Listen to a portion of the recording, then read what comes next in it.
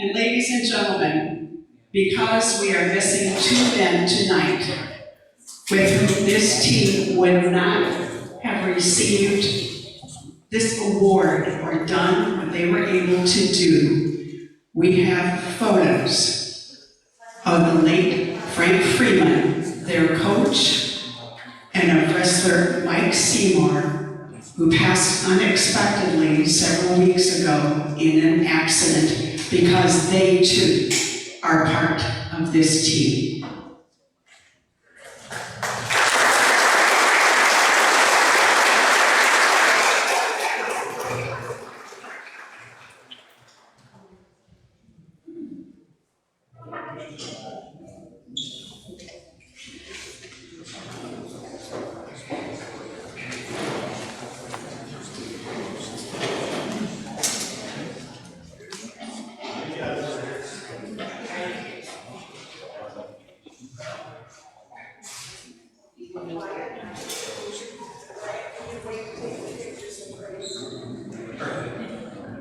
Go Bulldogs!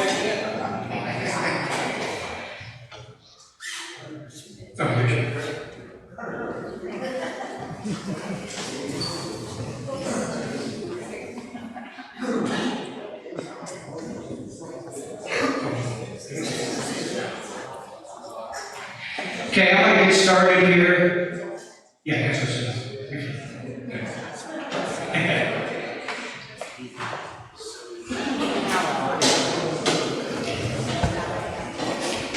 Well, good evening, distinguished Hall of Fame members and wrestling fans. My name is Craig Cervantes.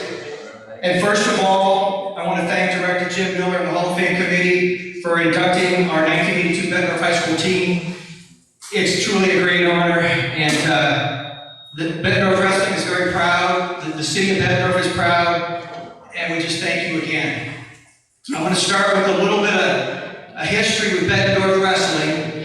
The architect of putting Bettendorf Wrestling on the map in Iowa was Franc Freeman. Frank took over the Bettendorf program in 1964, and at that time he was very fortunate to have a strong middle school feeder program with coaches Tom McCutcheon and Bob Glen. 70 to 80 kids out of Bettendorf Middle School was very common back then. And those numbers increased at the high school, and we'd have 90, maybe 100 kids. We'd have to have two practices. There was a freshman practice. Coach Paustian would run at like 5:30, and it was just amazing. By the late 1960s, the Bulldogs started making some noise in Iowa in the 3A ranks. Frank's 1975 team was second in state to Bob Darrow's Western Wyoming Maroons, lost a really close team race. In 1981, Frank and the Bulldogs finally broke through, won the first state championship. We had three state champions in Paul Glen, Brian McCracken, and Hap Peterson, and 105 points set a 3A record. And which led into the next season, the 81-82 season. And we were lucky that fall, our football team won the state championship. Pretty excited, we beat Mason City, and that just led to the excitement of the next 81-82 wrestling season. And we had a strong lineup. We had Steve Waddell at 98, Brian Waddell at 105, myself at 112, Matt Tuvell at 119, Mike Seymour 126, John Bell at 132, Randy Wash at 138, Bobby Van Coolen 145, David Krug 155, Bobby McCutcheon 167, Brian McCracken 185, Jeff Bucaris at heavyweight, and Jim Kister at super heavyweight. Jim had to drink like a gallon of water just to make 230 back in those days. When he got weighing in, he'd be about 225, and Frank's like, drink the water, drink the water. And he made it right about 230, the whole balance scale, so that was pretty good. Like Sandy said, we went 12-0 in duels.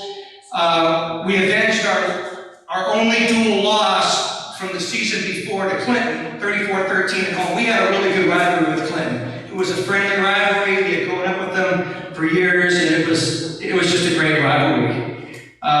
We won all the tournaments we entered, and our first real test that season was in late January at the Urbandale tournament.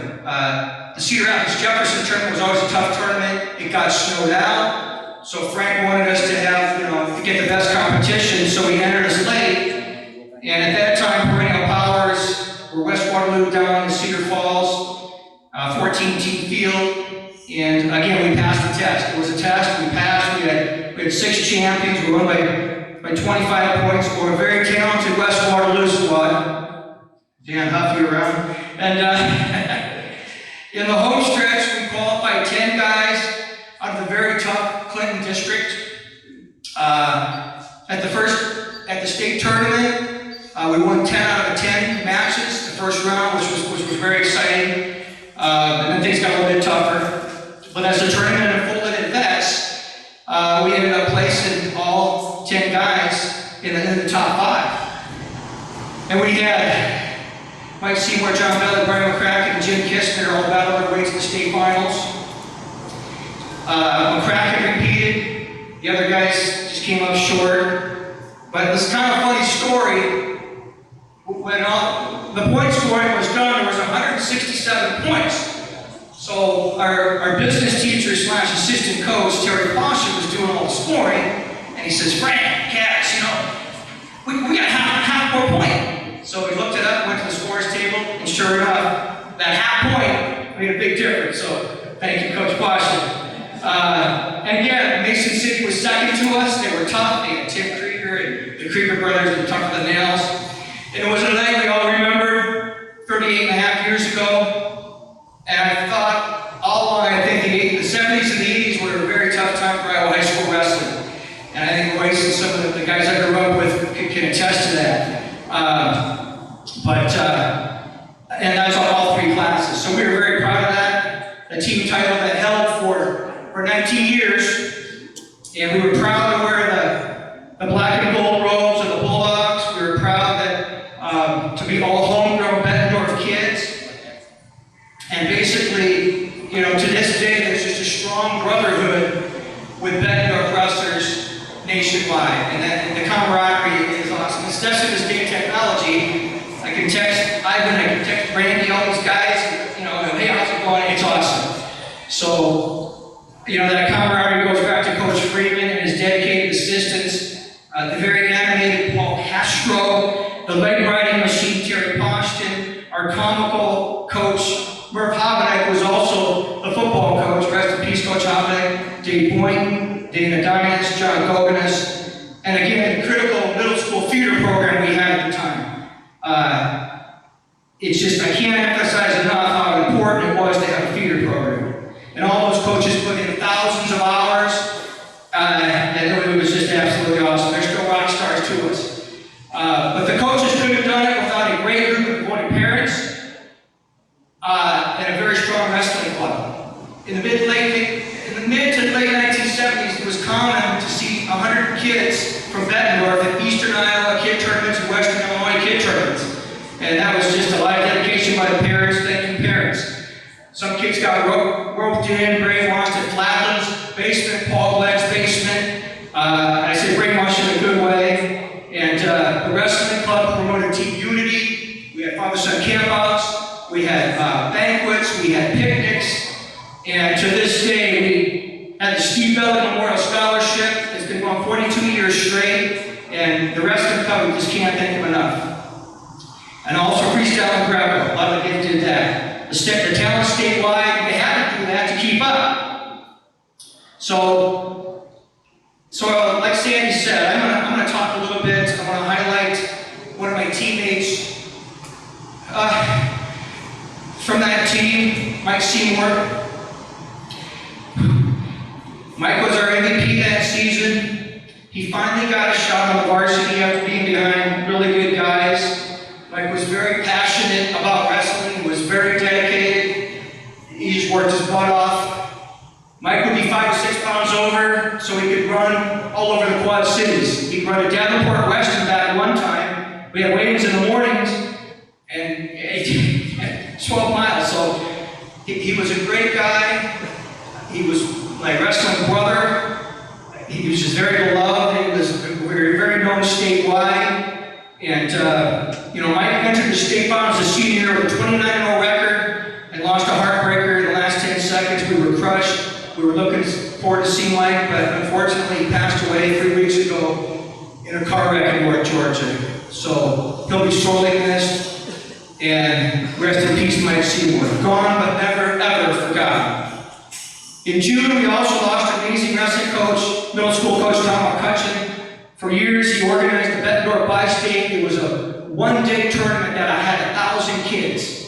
And again, critical. He was a middle school coach for 35 years, took kids, loaded kids up in the van, and just did a great job. And rest in peace, Coach McCutcheon. And finally, we lost our architect, probably a second father to a lot of Bulldogs. I know in the 1970s, he would have kids move in with him if they were in trouble. They'd move in with him. And I'm thinking, I'm in middle school, what kind of coach does this? And he would look at, he was just a fireball of energy. And I just can't say enough about Coach Freeman. He was the head coach from 1964 to 1991. He touched thousands of young wrestlers' lives, and we were lucky to have him. Frank was a two-time All-American at UNI. He was in like 7 Hall of Fames.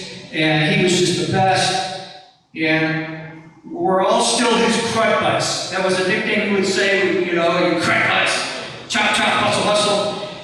And his legacy and influence will last forever on his wrestlers, on his wife Sally, his daughter Kim, and the enormous amount of friends he had. Rest in peace, Coach Freeman. So, in closing, I just want to say thank you for this great honor. It means everything to us, people associated with Bettendorf Wrestling, and it's something we will cherish the rest of our lives. Thank you very much.